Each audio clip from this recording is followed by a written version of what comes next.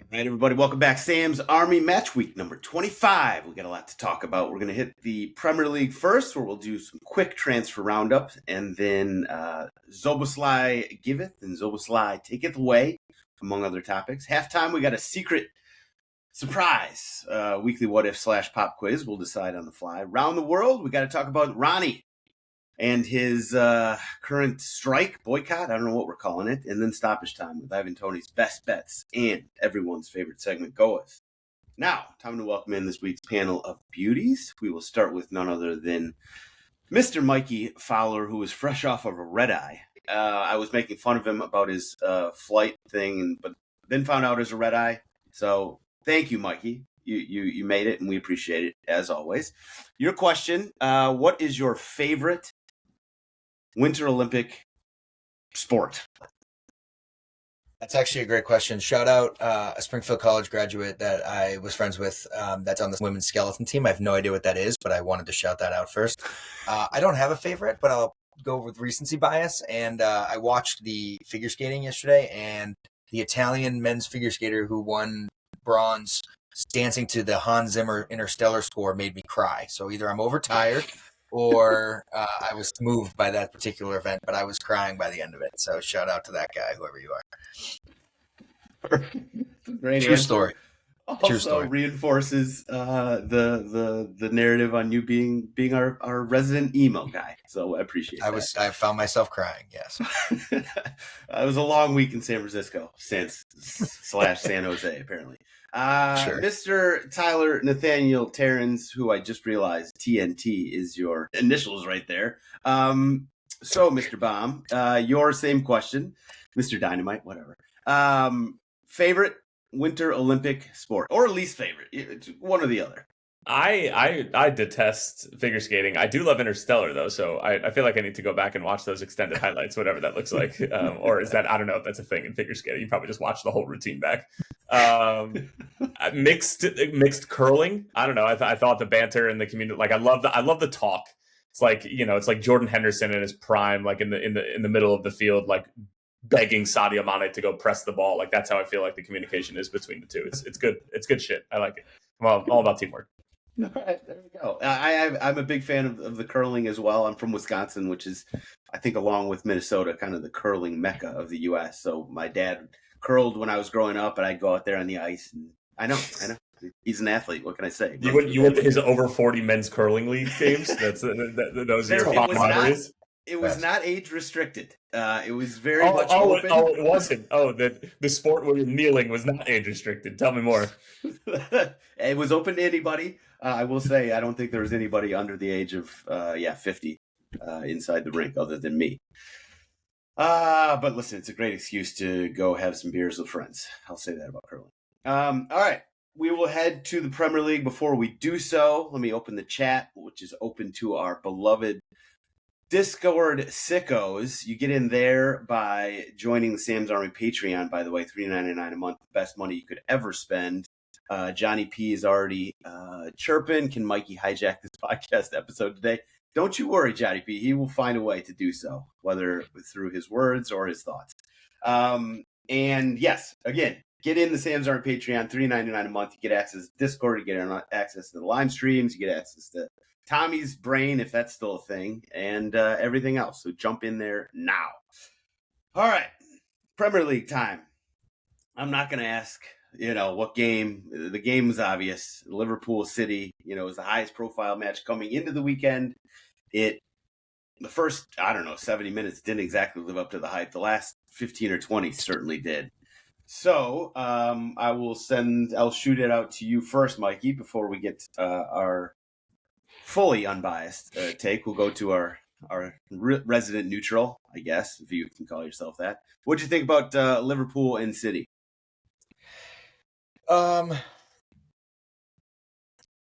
Really, really, really weird final 15.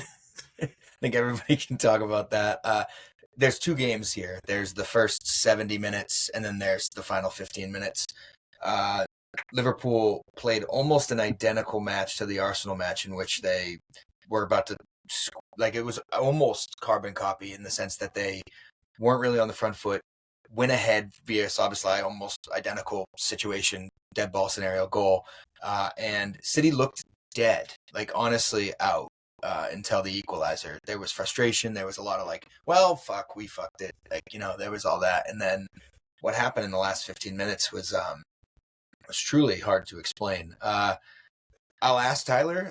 They've given up a lot of late goals. Liverpool have been giving up final 15-minute goals a lot. Did you think it was over? Yeah, I did too. There's never, and this is just a vibe thing, you don't see a free kick like that or a goal like that not go rewarded. Like, that's usually not the story. If anything, that finishes a draw, and Szoboszlai's goal is responsible for the draw, or it's a win. Like, I was so ready to bottle that up as 3 points and move on to midweek games. The most ready. I mean, couldn't agree more. Let's give Szoboszlai a little bit of credit. His free kicks are top notch. That was an incredible one. No, stop it! Don't do that. Don't do that. You're minimizing what this one was. Don't lump it in with his other free kicks. Okay, and I'm including the Arsenal one. This one stands alone. That's some training ground shit. It's not even training ground shit. That's some shit you're just pulling after training's over, and it's the last ball that you hit just because you're fucking around and you're about to head into the dressing room and just call it a day and go have an espresso with the lads and just talk about what you're going to do on Friday night. That was not normal. He is not normal. That was the best free kick. That was the best free kick I think we've seen in our generation. Oh my God. Whoa, you're really waxing poetic here. Really? Like, I mean, it was Give me a better one. Give me a better one. Off the top of my head, Roberto Carlos. In our generation, not when you were 15. Not when you were 15, Sam. His answer is going to be much different than ours. He has a lot more catalog. Well, anytime after World War II. George Best had a good one. Sam was actually second row. And wasn't there? Didn't the U.S. have a really good one in the World Cup where they finished in third too? Winalda? No. The one where they finished in third in the 1930s. Oh. No, Tyler. First of all, applaud you for that. I don't think it was anywhere near that. I don't. I just don't. I had fun antagonizing our Liverpool members of the Discord with talks about how, this was a useless performance from an Arsenal perspective, but this has a lot of implication. You can't spend what you spent last summer and miss top 4. So, are you worried? What's your percentage of worried about missing top 5? Are we doing this on like a Thomas Frank scale type thing? 100% is you think you're going to miss top 5. We're going to miss top 5. What are we, like, out by 3 and 4 points respectively right now? It's a big deal. I know it's a fucking big deal. All right, like, just say it one more time so that, like, I can really internalize it, as if I haven't thought about it at all since. I'm not worried about the Arsenal ramifications of this. If we're going to win the title, it's going to be at City, the whole thing. This was kind of house money. By the way, Sam, shame on you for calling him like some sort of neutral or non-biased party. He had more in this game than I did. Okay, and my team was playing. He's not wrong. True. So that's number one. Leading the witness with this whole bullshit that Sam had rolled out for us to begin with. He's right about that. What do you want me to say, man? Like, I'm terrified. Like, what a terrible look this would be if we spent all that money and didn't even qualify for Champions League. And we're at 5 teams. That's all I wanted. Not his reaction. I mean, you very well. I'm not going to hijack this, though. You could win Champions League and get it even if you don't get in top 5. Listen, let's talk about the game. What's going on with the first 70 minutes of these games in Arsenal or not? Arsenal? Who cares? Let's talk about the last 20 minutes because the first 70 minutes suck. And to be fair, Mikey pointed it out as if it was like just this game and the Arsenal game. It's been every game that Liverpool have played against a good club. It's been every single game. Newcastle, Spurs, every game that we have played against a decent club, we have shat in our own fart for the first 70 minutes, for the first 60 minutes. And then, actually, to be fair, we were the better team in the second half for the majority of the second half. And probably by the 50th minute, maybe even a little bit before that, like just basically the second half. But this has been going on all season. All season. I don't know what you need to do in order to get up for a game at Anfield in which like you're fighting for Champions League spots against Manchester City. Like what I don't know what more motivation do you need to start a game? But yeah, our midfield looked tired. It looked unengaged, disengaged. We were terrible for the first half. Like dreadful. Couldn't connect a pass to save our life. By the way, first game I've actually been pissed off with Ryan Gravenberch since he's been a part of Liverpool Football Club. How many goddamn times was he caught trying to dribble out? Now, I get it. That's kind of his MO, and that's kind of what he does, and he breaks lines, and he gets us out of situations and starts the counterattack going the other way. I get it. There were multiple times where there was no need for it, and Messi wasn't going to be able to find his way out of that conundrum, and he was trying to pull it off. So he pissed me off a lot. I think that he was largely responsible at times for our midfield looking like he was getting overrun and looking like we couldn't connect 3 passes. Where are you at with Salah at this point?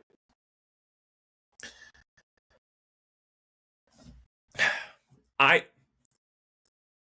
really caught in between the mentality of the injuries and the personnel situation that's currently going on right now. Dominick Szoboszlai is by far and away our best player, and he needs to play right back. I mean, he might as well be Fede Valverde and the Hungarian version of that. That's number one. Number two is, I mean, not even with these injuries and everything that's been going on, this group is too talented to not finish in the top 5 and for you to keep your job. I'm squarely caught in between those lines of thinking, and I'm not trying to sit on a fence. And you all know that I hate doing that. I will give a take on something that I have no earthly idea about anything, and I'm happy to do it. But this is such an emotional topic for a manager who took over a team, yes, inherited a great product from Jurgen Klopp and was able to tweak it just enough to the point where it fit the players and it fit the system and it paid off with the Premier League title. However, the Diogo Jota passing away and everything that came with this season cannot be forgotten about when we're speaking about context of this year's team. And who was it? Gavin Kelleher just came out and with a quote basically saying like, yeah, like this year was never about results and this year was never about like how good Liverpool could potentially be. This year was like about emotionally how they could survive this season. And that's a guy who's not in the dressing room, who obviously knew Diogo Jota and is now playing for a different team in Brentford. And I can't help but like think that that when it comes to Slot, I know this is a roundabout answer, that he gets a quasi pass. If Thomas Frank has lasted this long, then Arne Slot surely gets a pass for this season, even if they were to miss out on top 5 because of everything that's happened to this club. So yeah, you've now said both sides of it, though. You know that you can't miss Champions League and keep your job, but also he might or he should get a pass. Which side? So I guess I'm in the camp that he deserves a pass right now. I'm like 60-40. He should keep his job. Maybe even 70-30. Okay. Now after the Szoboszlai banger, which was incredible, top 1 of 1 according to one of us, it was an amazing free kick. Some people were saying that Donnarumma screwed up with the wall. I think Donnarumma wanted 2 guys in the wall because goalies like that, they don't think they can be beat from that distance, you know, by anybody. And they think the wall is going to get in the way. Szoboszlai obviously proved that wrong. Then what happened? Like, is this City showing, you know what, we are a fucking title contender and we're going to show everybody? Like, I was impressed. It's not like, I don't know. I was just impressed by City's bounce back. Wait, what? That you watched a team with some life, or is that something new? Or is that is new. It's a very new phenomenon for me. You know, I should give my full context here. I had the over, and I can't believe that it hit.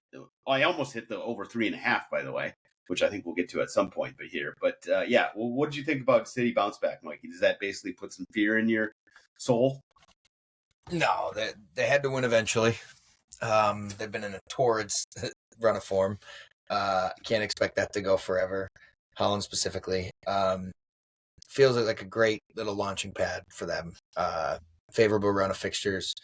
Final coming up. Yeah, I mean, they're going to have to turn it back around. But honestly, if you watch the full match, you don't come away any more impressed with City than you would have otherwise. It's not the same team. Yeah, it's very weird. The Semenyo thing is odd because they're playing him as like sometimes he's in a 4-4-2. The Nico O'Reilly being the 8 on the left side is weird. The whole thing is just weird. They're kind of 4-4-2ing with Semenyo at times. It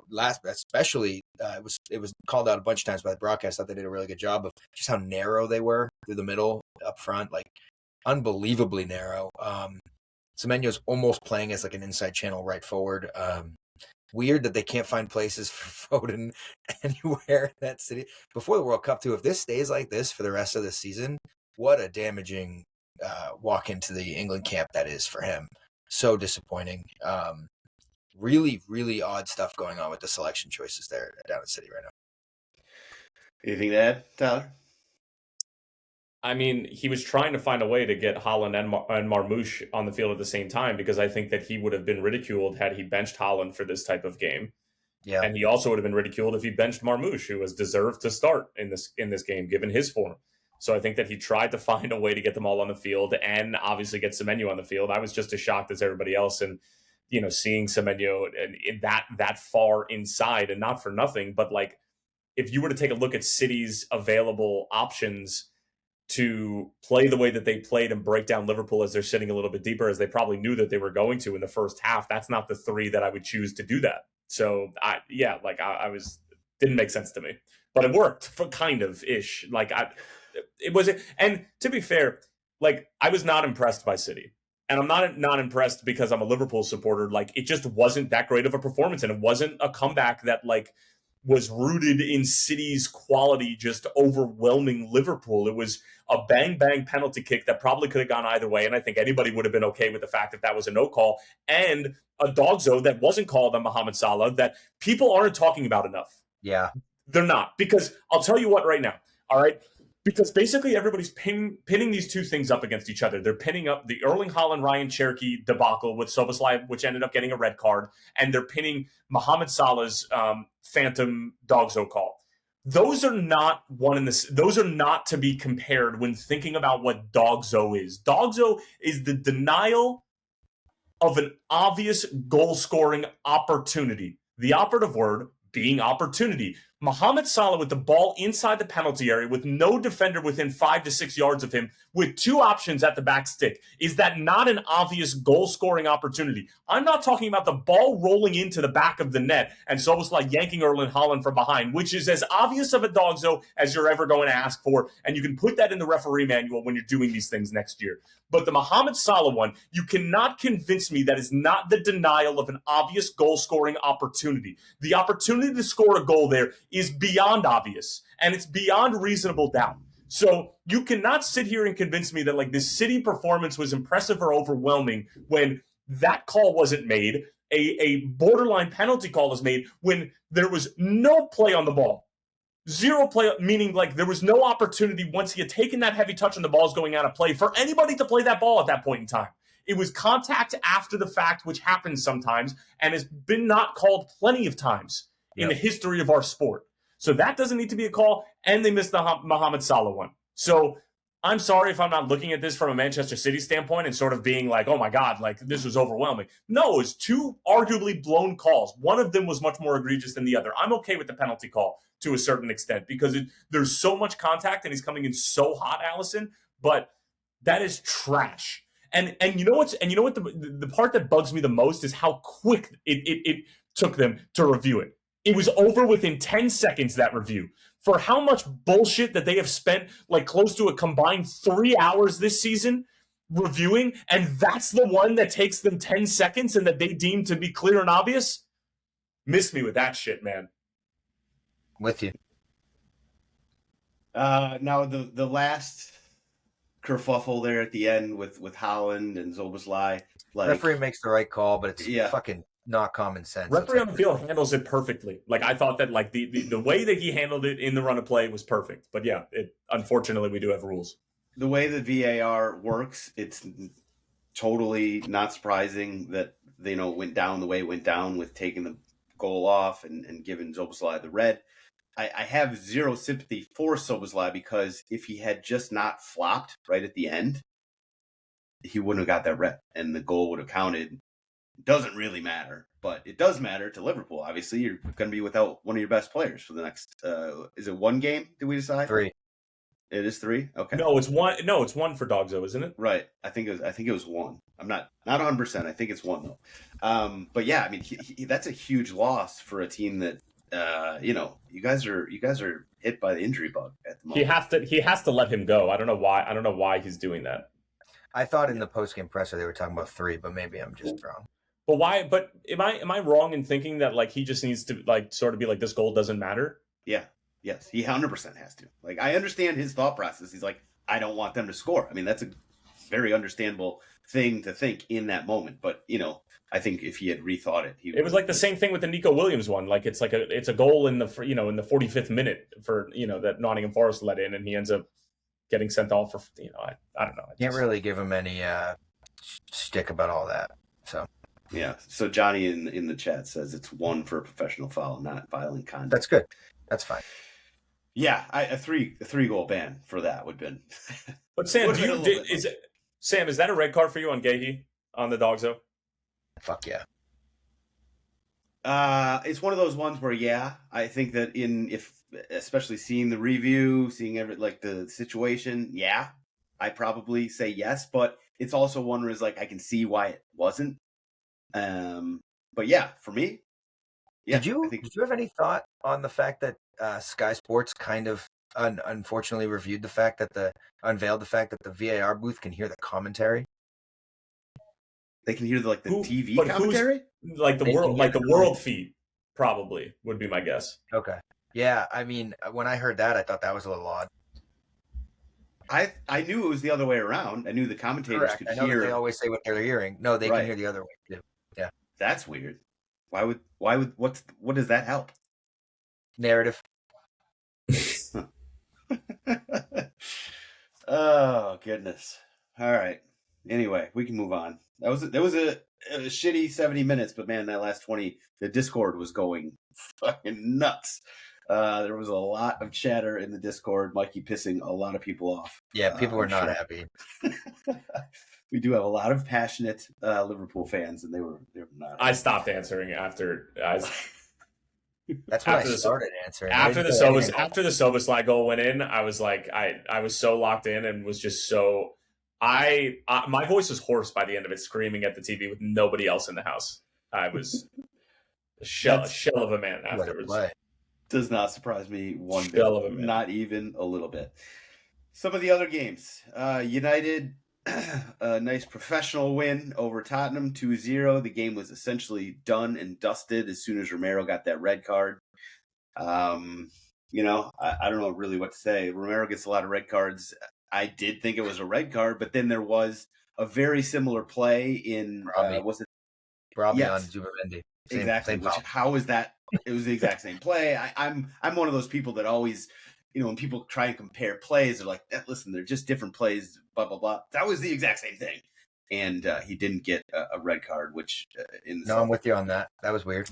So I just think they were both reds. So I'm not actually mad about Romero getting a red. I just think there's, obviously it's the same quibble everybody has. They just want consistency, which is very difficult in a sport like soccer where every play is so subjective. But yeah, Romero getting a red card immediately after having called out the board is a tough look, not going to lie.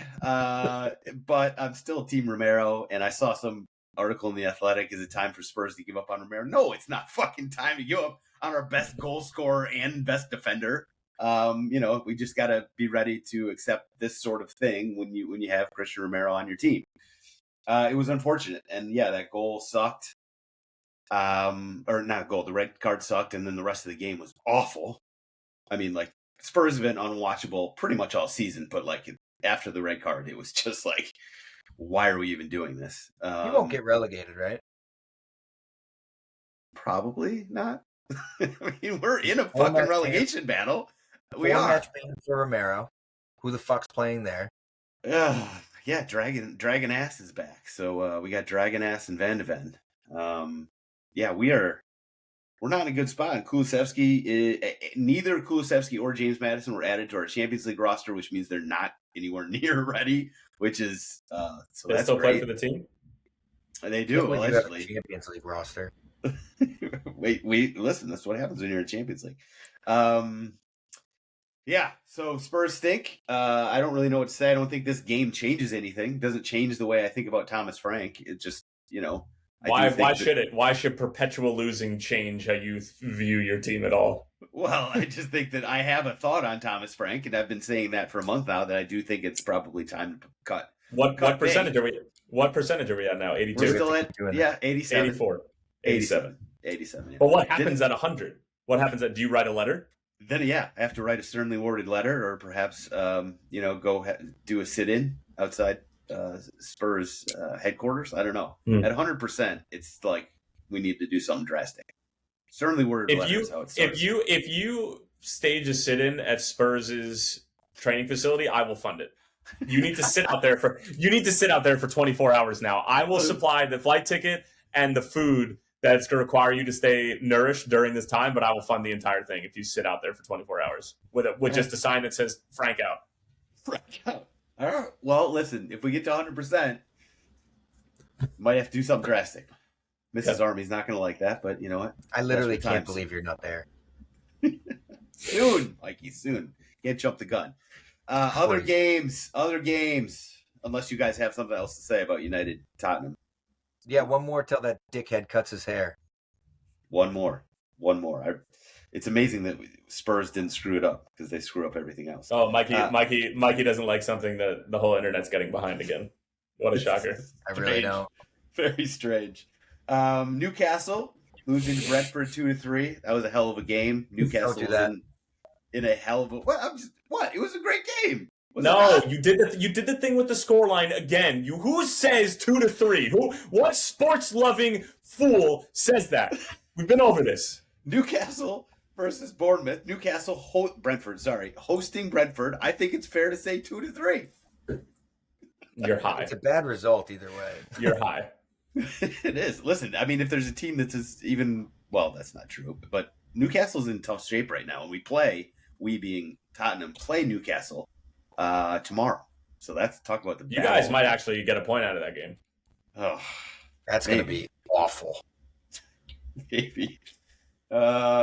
Brentford. Do we got to give some credit to Brentford though? Or do we feel like we've already pumped their tires? I do that every week. Yeah, man. Yeah. I love that club. Yeah, I'm dead serious. It's amazing what you can do when you get rid of Thomas Frank. Obviously, Arsenal, Sunderland, ho hum, casual 3-0 win. No big deal. Mikey, any thoughts? Solid in the back again.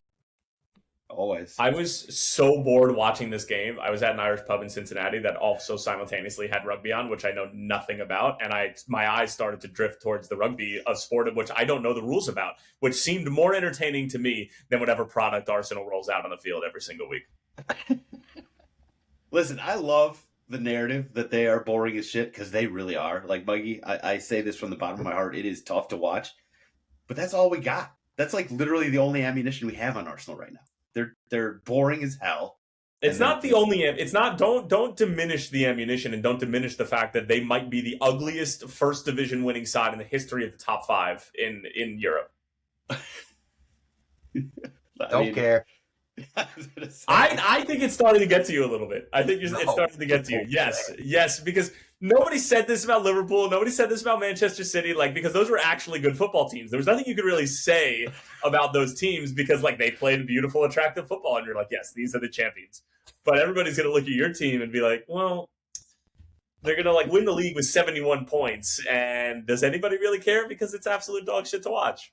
I fall asleep most of the time. Arsenal is the Super Bowl 60 of Premier League champions. So just absolutely. They would be so lucky to have the entertainment that Bad Bunny presented us at halftime, because that alone was worth the watch.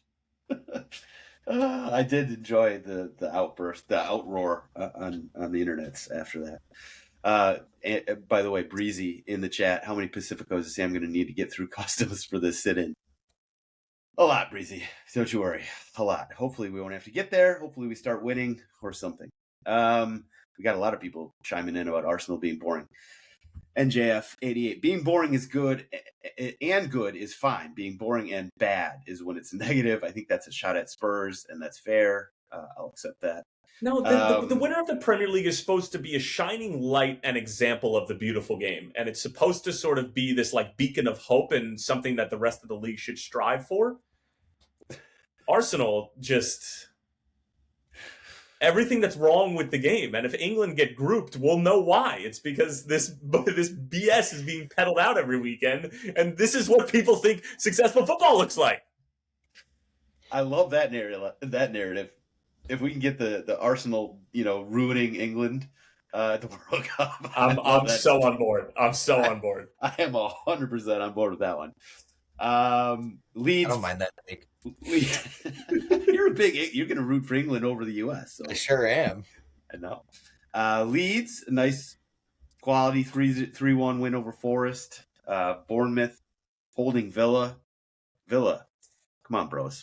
We're trying to talk here. We knew it was going to happen. Especially with Yuri Tielemans getting injured, we knew it was going to happen. Yeah, we're trying to talk their title hopes into.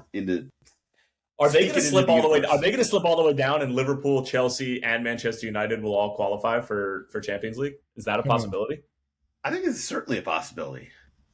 Without Tielemans, I think it's definitely. I mean, we're 8 points off. They would need to go on a biblical slide at the end of the season. Happens. Usually happens to a club each year. A club like this who's not particularly deep and is dealing with a lot of injuries. Don't rule that out at all. West Ham, another happy Dr. Tottenham customer, has fully good purchases. They look good. Tatianos looks good. Yeah, Castellanos. I love that. You just combined both names. That's exactly what Sam's rubbing off on you, my man. That's exactly what I'm going to call him now. Castellanos. Yeah, another win for West Ham, 2-0. Nuno doing what Nuno does, usually anyway. Everton over Fulham, Chelsea 3-1 over Wolves, and Palace beat Brighton that was a yawner. Now, quickly, before we get to FPL, transfer roundup really quick. Anybody got either a very good move they want to shout out or a very bad move from the transfer window that you want to call out? That Ryan guy from Bournemouth can play. Yeah, he hit between him and Krupi, that's some really good investment. They're going to sell both those players for 5-10x. Yeah, Bournemouth always does good business. Any deals you want to call moves you want to call out, TNT? I think the JP Mateta saga is fascinating, and I wonder if there's. Well, I just figured to give people the context. Yeah, so essentially, JP Mateta was going to get sold to AC Milan.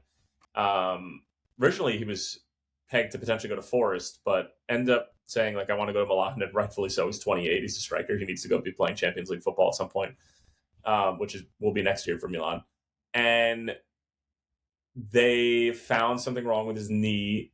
The first doctor, and again, this wasn't it doesn't sound like it was disclosed by Crystal Palace to AC Milan that he had a pre-existing knee injury. This is something where they just sort of were keeping their fingers crossed and hoping that it was just going to fly under the radar, which I think should be investigated for some level of reverse tampering. I think that's in the worst kind of faith to do that to a club. That's the shit I love. And the first doctor was like, yeah, I don't really know about this. This doesn't really look right. And then they sent it to a second physical and a different doctor. And they were like, this dude needs surgery. And the whole deal got blown up. And basically, JP Mateta now is not playing for Crystal Palace, did not get sold to AC Milan. And he might miss the World Cup now because of this. So, couple of physicals and his whole, the best years of his playing career sort of flew out the window. Thanks to this whole saga. But I don't understand, Mikey, how Crystal Palace doesn't get fined or reprimanded by UEFA or whoever for this, because they clearly knew about it.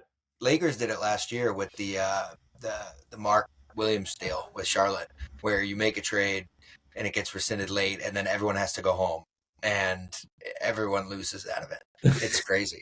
I don't know how physicals work, in terms of how clubs do them, but it's pretty unbelievable that any player who played the week before fails a physical. I think that's shocking. So. I mean, you had to do physicals for playing in college. They do certain exercises that you wouldn't otherwise do on a field, and I was actually told that I wasn't allowed to train the first day of preseason my senior year because my the doctor thought that I tore my knee, which was not true. I just had scar tissue there, and there was just some clicking, and it forced me to not be able to do the fitness test the day that the rest of the team was doing it. So I had to go in at 6 a.m. the following day and just do it by myself with my coach screaming at me while I had to run 2 miles on the treadmill at 11.2 miles per hour. It was the longest 10 minutes and 24 seconds of my life. Anyway. Flex time. Yeah. Okay, fair enough. I was going to call out a couple moves. Chelsea getting Sterling off the books, one of the best moves of the transfer window. Liverpool getting the center back from Rennes looks like a nice move. I know it's not happening until the summer. He got injured like the day after that they announced that deal. Did he? He hurt his shoulder. He hurt his shoulder. I mean, I think he'll be fine. But yeah, I mean, he's not coming until the summer anyway. Yeah. And of course, City, Gahey and Semenyo must be nice. Must be nice to go out and invest that kind of money in January. FPL updates. Terrible week. Who deserves a shout out? Apparently not Mikey. Although I'm sure you're still in first place by a million. I've kind of had a couple of decent weeks. I've struggled together. I'm creeping up. I'm not competing against you guys anymore. I'm competing against the globe. So fuck off. So you are, Mikey's still in first, although he was the last place finisher of the week in our Council of Elders. You're still in first place by 150 points. Mitchell is up in second. Jumped Tommy. That's embarrassing. But Tommy's still way ahead of us, so. Speaking of embarrassing, I'm in fourth. Tyler, I had dinner with Tommy, and when I tell you he has no idea how he's doing in this league or with anything, I think that's pretty fair. What is he? Is he just knee deep in the USL situation at the moment? Oh yeah. The whole play. Go listen to the interview we had with Turbo Tobin from a couple months back, and that situation does not seem like it's going to get cleared up anytime too soon, unfortunately. In the Discord Sickos FPL League, Mikey, you're still up top by 14 points over our guy Dalton. Matthew Perry is in third, Dave K in fourth, and Ice Cold Chillers, Jamie Fryers in fifth. Then in the podcast wide league, Anna Cortez, Luke McCulloch is still in first. Chic Servants, Thomas Senef, Mikey's best friend, is in second. Shane Dunn in third, Ryan Nolan in fourth, and Kenny Merritt in fifth. All right, so we do not have a weekend preview to do. There is FA Cup coming up. We're going to skip that, but we do have a full slate of midweek games coming up. So on Tuesday we got Tottenham and Newcastle in an ugly one. That will be as ugly as they come. West Ham and United also on Tuesday. Wednesday we got City Fulham. These are just the highlights and lowlights. And Brentford hosting Arsenal on Thursday. Any game stand out to you, Mr. Tyler Nathaniel? I kind of like West Ham to get a result at home against Manchester United and prevent this man from getting a haircut. Wouldn't that be great? You're on the Mikey hate wagon. No, it's not. No, it's not that. It's not that. By the way, Simon Johnson in the Discord. If you're not in the Discord, get in it, please. What are you doing? Cheap as chips, $3.99 a month, and you get the best soccer group chat known to mankind. He was like, say something positive about Bruno Fernandes. I dare you. Right as we went live, and I was like, well, I was planning on it because that was a hell of a finish, but now I'm definitely not giving him a single compliment, which is just basically every other pod. But anyway, yeah, I like West Ham to get a result. Okay, fair enough. I had an awesome time. I just clicked on his career in FotMob and looked at the numbers that he puts up, goals and assists consistently. Bruno's crazy. Legitimately crazy. Nobody's ever denied his footballing ability. He's just a rat. He's quite annoying. We'll move on. Halftime, we got a pop quiz. Unless, Tyler, you got a hypothetical you want to shout out real quickly. Oh, I forgot that I was supposed to do that. I figured. No, I got one. Okay. All right. I got one.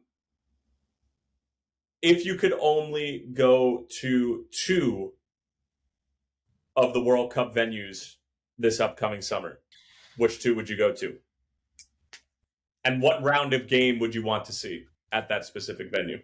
Oh, well, so it has to be the games that are being No. played. You can choose. No, you can make it up. Fantasyland. You can say, like, I want to see a semifinal here and a final here. I want to see a quarterfinal here and a semifinal there. I really want to go to Monterey. That just stadium looks awesome.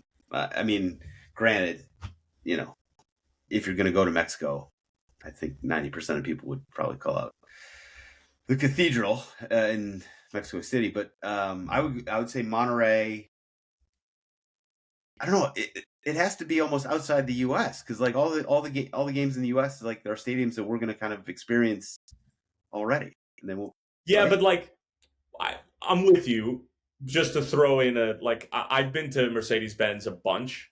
Yeah. That place is so sick. And I feel like even though I've been there probably 10 to 12 times, I would probably want to go there for a World Cup game. And just because I think it's going to be next level. Like, I think that it would, 100%. And Mikey and I were both at the Benz for MLS Cup in. I don't know what a stadium that is. That was awesome. In 18. It was full to 18, the brim. yeah. 18, yeah, when Atlanta beat Portland. Shout out to my guy, Jeff Attanella. Yeah, that was awesome. That would be an incredible place to watch. But it's your choice. Pick another one. All right, so you got Monterrey. I'll go Monterrey and... I mean, the obvious We're not one is, sending you there. I know. I Let him have his process, Michael. I probably Jerry's World. I think it'd be incredible in a situation like this. That's probably going to be in an awesome stadium. Mexico at Jerry's World. Yes, that would be insane. That would be incredible. No. Mexico versus U.S. at Jerry's World. Oh, there we go. Mike, who are you going with? Never been to SoFi. Want to go to SoFi for sure. And the other answer is Jerry's World for sure. Quick shout out to any of the matches in Canada. I don't know much about the Canadian soccer world, but based on our Discord, it's something I have to go to at some point. Yeah, they only have Toronto and Vancouver, right? There's only the two. Yeah, it's the honorable mention show for sure. Yeah. All right, good hypothetical off the cuff, Tyler. Well done. We'll move to around the world. Got to discuss the Ronaldo situation, which is on the lips of everybody outside. Well, everybody it's really not on anybody's lips, but it certainly is an interesting situation. So Ronaldo is currently boycotting his responsibilities for playing for Al Nassr in the Saudi Pro League.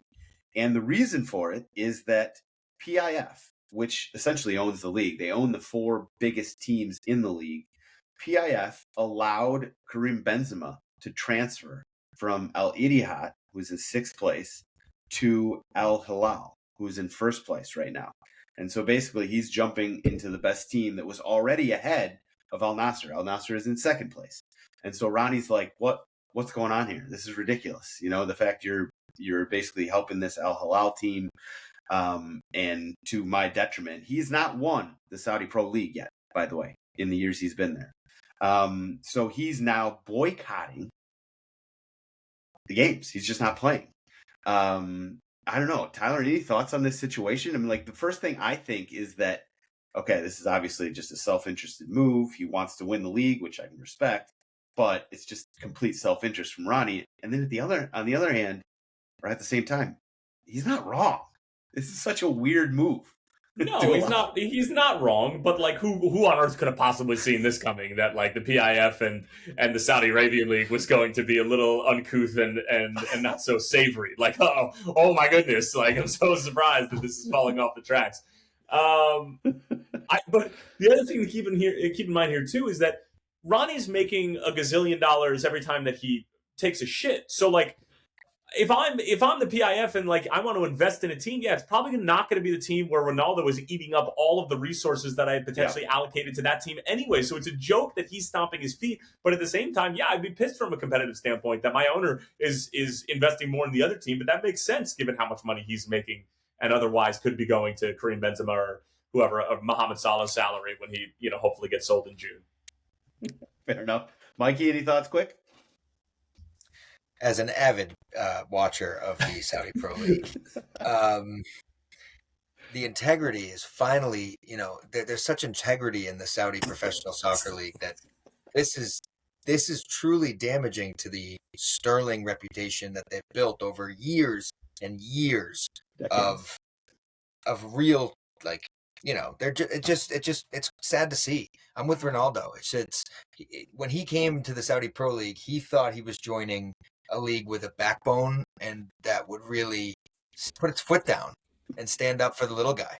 And where are the underdog stories if not the Saudi Pro League? So this is you can't whitewash if you don't have a clean conscience. Okay, it's not possible. They say whitewash. I meant sports wash. I meant sports wash and not whitewash. You can't sports wash. Yes, it's downright embarrassing what they're doing to our poor Ronaldo. The only thing I'll add here is that in Benzema's first game with Al Hilal, he immediately scored a hat trick. Yeah, so, unbelievable. Just an amazing turn of events there. Disappointing. Right. Oh, it's very sad. Who could have seen this coming, as you guys have said. We'll move on to stoppage time, where Ivan Toney's best bets is up first. Overtrain, unfortunately. Sure. It was all feast or famine for the last, say, month and a half. It was like, 4-1s or 5-0s versus like 0-4s and 0-5s. We had a middle of the road week. Not great, not terrible, but definitely not great. We went 2 for 2 last week, so we're gonna do better. We're gonna do better. I got the hat on. I feel good about the picks this week. Now, as a reminder, this is one game a day, Wednesday through Sunday. They're all going over 2.5, unless otherwise noted.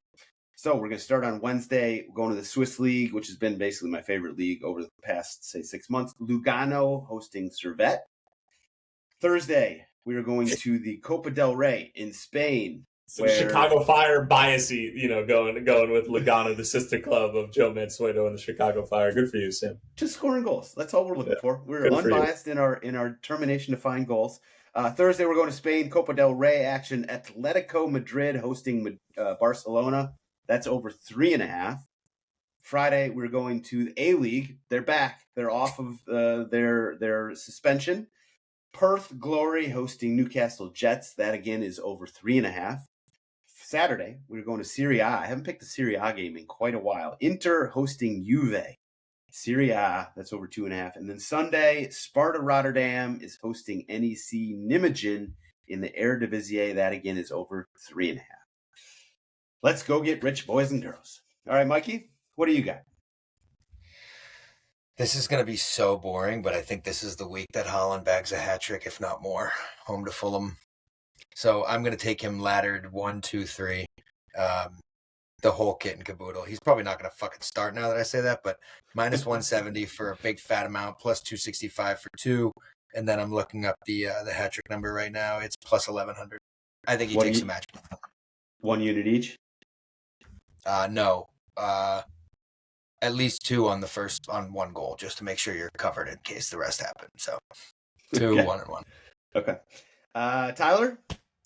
All right. So in order for me to properly explain this bet, I needed to go all the way back to Saturday night and the Duke North Carolina basketball game.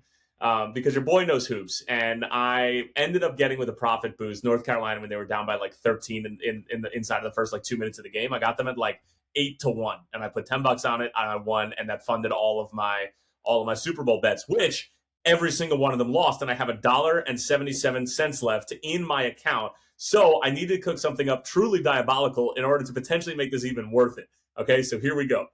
Just to start, we've got Tottenham money line, just to tell you how crazy I am. Going all in on this.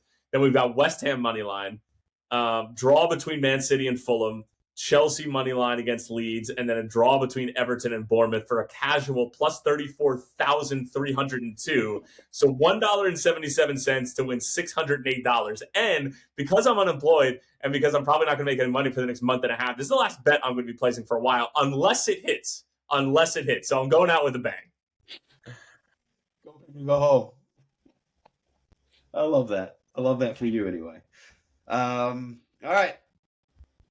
We'll finish strong. Mikey's favorite segment, GOAWs. Oh shoot! I know I have one for this. We'll go to Tyler first, as Mikey racks his brain on who his GOAW is. You got one for us, Tyler?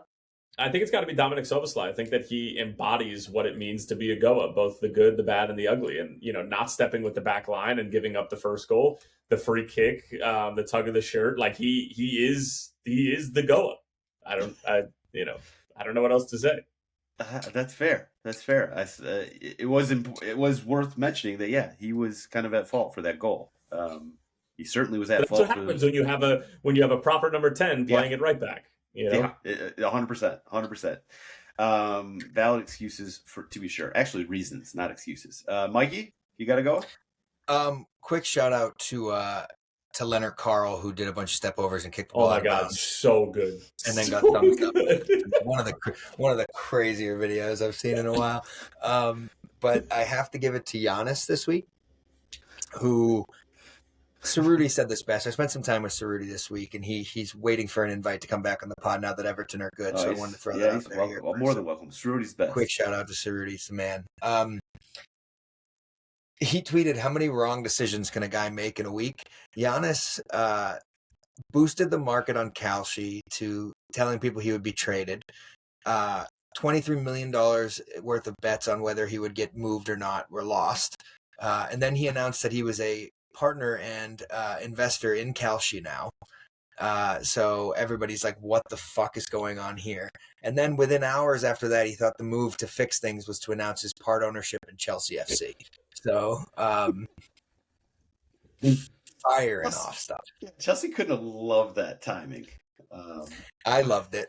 Personally, I think he's my that's big. That's big Abramovich energy right there. I mean, if you're not going to be a proper Russian oligarch, you might as well engage in activities that are similar. I'll tell you who would never do something like that, Tyler, and that's the Saudi Pro League. No, that is not when you have the backbone and the clear conscience, basically, of a nun running your organization. Yes, big fan of Giannis's moves this week. Fucking brain dead. Just not an idea in the world. We were having quite a conversation about Kalshi on the Discord off topics chat. My main thinking on Kalshi is like, nobody's putting a gun to your head and telling you have to lose money on this stupid ass. It's fun I listened to PFT actually describe it on a Barstool podcast called Microdosing, which I thought was pretty good, about how it's all legal manipulation. If you know, make some money. Nobody's forcing you to lose. So it's just, it's prying on those who aren't in the know. And if you're trading on it, you don't have a guy, get off because you're an idiot. There you go. That's a very good way to think about it. All right, I got to go as my first honorable mention. Portland Hearts of Maine, shout out to them for the awesome jersey, bringing back the Waldos. Them and Forward Madison, they always do it right when it comes to jerseys and vibes. You mean you're the only two teams who send you jerseys? Well, maybe. No, that's not true at all. That's not true at all. Did you tell them that there's other people on the podcast and that you're not the only person who exists in this organization? Did you tell them that? We didn't really have a very long conversation about it. Sam, that's a really good place. I'll give you some Mikey school. That's a really good place for you to go. No, they just really love my Instagram posting, and fire back at Tyler on that one. That's you missed a chance there. I got to work on my defense here a little bit. Meme lord. So shout out Portland Hearts of Maine. Other honorable mention to Green Streets. This is a club that everybody knows from the Maldives Pro League. So they got their name, I assume, from a Tobey Maguire movie. So they were battling for a relegation spot with a club named Valencia, and Valencia won their last game to tie Green Streets on points. Green Streets was up 4 goals on goal differential, but they still had 1 game to play. So the Green Streets just decided to forfeit their last game and give up 3 goals because you go 3-0 loss automatically on forfeit.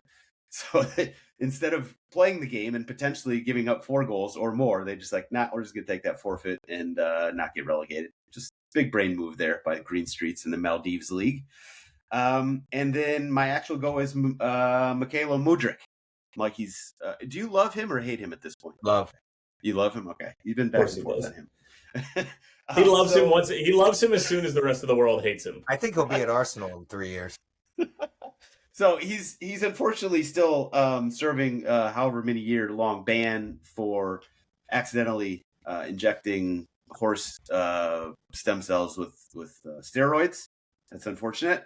But he's not just taking this line down. He's not just sitting around. He was playing a video game. I think it was Counter-Strike 2. I could be mistaken on that, but he was playing a video game, and he got banned from that as well, suspended for. What did he say? So he was playing with some Polish guys, and the Polish guys apparently brought up the fact he was suspended for PEDs, and he responded after the game. I assume he must have lost and was pissed. He came back with some sort of, war crimes atrocity, saying that he hopes it happens again to them. It was a little over the top. It sounded maybe a little inappropriate. So yeah, he's basically addicted to getting suspended from things. So shout out to our guy Caleb Mudryk. Maybe calm down. We've all gotten banned. We've all gotten our voice chat banned from Call of Duty at one point in time, right? I mean, let's all be grown-ups here. Who throws the first stone from their glass house? Well, that ruins his chances at a return in the Saudi league. It's terrible. It's awful. Oh, Mikey, Tyler, you guys are the best. Everybody in the Discord chat, we love you. If you're not in the Discord chat, get in there by getting into Sam's Army Patreon. We will be back bigger and better, maybe faster and stronger next week. See you guys then. 55.